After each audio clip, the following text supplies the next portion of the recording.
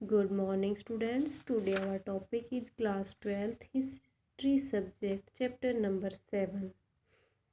एक साम्राज्य राजधानी विजयनगर।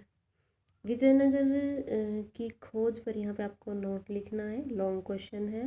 विजयनगर का नाम वर्तमान में हम्पी है, जो दक्षिण के एक ऐतिहासिक साम्राज्य विजयनगर की धरोहर से समृद्ध था, परंतु समय बीतने के साथ यह विस्मृति में गर्भ में चला गया। कंपनी के एक अभियंता कॉलोनी मैकेंजी ने एक प्राचीन स्थल के बारे में खोजबीन शुरू की। वहाँ पर विरूपाक्ष और पंपा देवी के दो प्राचीन मंदिर थे। इन्हीं मंदिरों के पुजारियों से उसे इस स्थान के बारे में जानकारी प्राप्त हुई, जिसके आधार पर उसने विस्तृत सर्वेक्षण करवाया और रिपोर्ट को प्रकाशित किया। उसने इस क्षेत्र का प्रथम मानचित्र तैयार किया। उसकी हम्पी संबंधी रिपोर्ट और मानचित्र के इतिहासकारों को आकर्षित किया। इस क्षेत्र की खोज के प्रति उनका रुझान बढ़ गया। 1836 ईस्वी में पुरातत्वविदों के अभिलेख ज्ञाताओं ने इस क्षेत्र यानी कि हम्पी के मंदिरों तथा अन्य स्थानों के अभिलेख एकत्रित किए। सन 1856 में छाया चित्रकार ने यहाँ के भवनों के चित्र संकलित करने आरंभ किए। इस प्रकार परत दर परत विस्मृत नगर सामने आने लगे। इतिहासकारों ने उपलब्ध पुरातत्वविद सामग्री तथा यात्रियों के वृत्तांत और स्थानीय साहित्य जैसे तेलुगु, तमिल, कन्नड़, संस्कृत भाषा वाले के आधार पर इस नगर के नगर इतिहास का निर्माण करा। तो हम्पी के जो अवशेष थे वो इस चित्र में आपको दिखाई दे रहे हैं कि किस किस प्रकार के अवशेष थे। तो ये था हम्पी की खोज के बारे में। अब है विजयनगर के शासकों व व्यापारियों के बीच कैसा संबंध था। तो विजयनगर के शासकों के व्यापारियों से सबसे काफ़ी अच्छे संबंध थे। इस साम्राज्य का संपन्न बनाने में व्यापारी वर्ग ने अपना योगदान दिया। इन व्यापारियों के रायों का द्वारा संरक्षण दिया जाता था।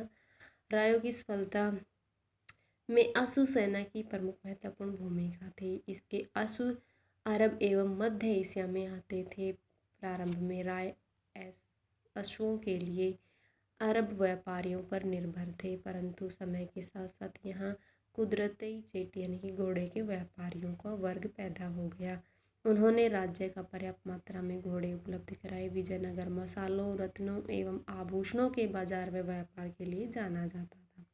यहाँ की जनता की स्मृति का ज्ञान उनकी जीवन शैली, विदेशी वस्तुओं की मांग तथा रत्न व आभूषण से होता था। इस जीवन शैली व मांग के कारण व्यापारी लगातार उन्नति के मार्ग पर थे।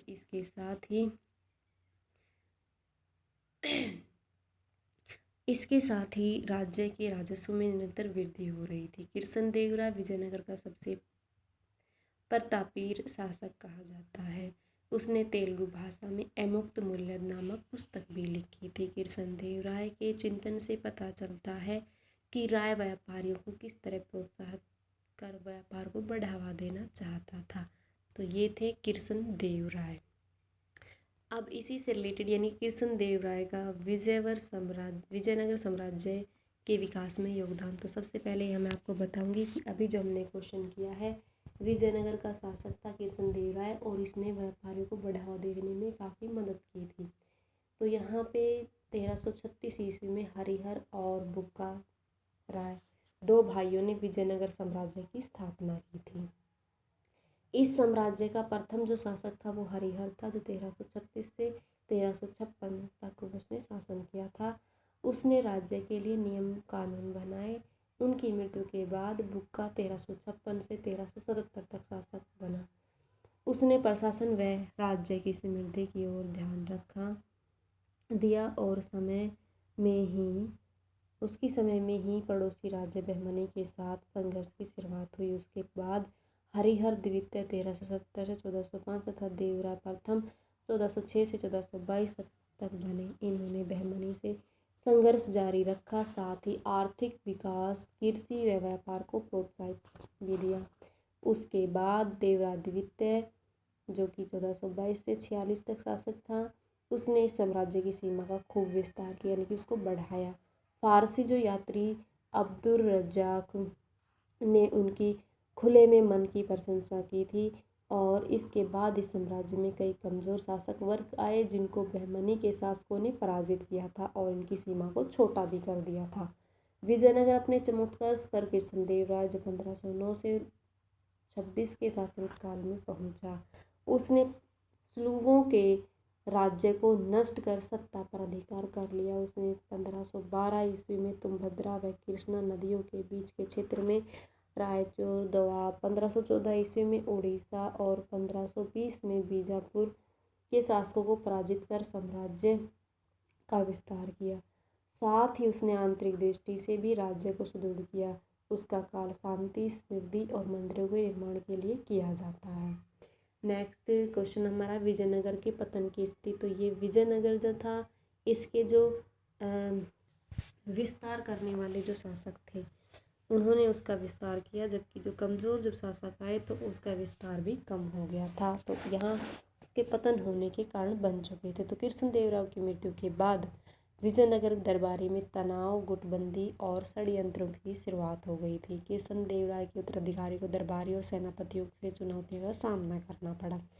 1542 ईस्वी में विजयनगर साम्राज्य का एक हिस्सा अराविदु वंश के हाथों में आ गया और उनको पेनुकोंडा को राजधानी बनाया। बाद में उन्होंने राजधानी चंद्रगिरी यानी कि तिरुपति के पास 17वीं शताब्दी तक शासन किया। दक्षिण में नई नई नीति या शक्तियाँ भी उभर कर आई जिन्होंने विजयनगर के राजनीतिक समीकरण को काफ़ी कमजोर कर दिया था। अंत में बहमनी साम्राज्य के 3 राज्यों बीजापुर, अहमदनगर और गोलकोंडा की संयुक्त सेना ने 1565 में विजयनगर पर आक्रमण कर दिया। विजयनगर का नेतृत्व राम राय ने किया था।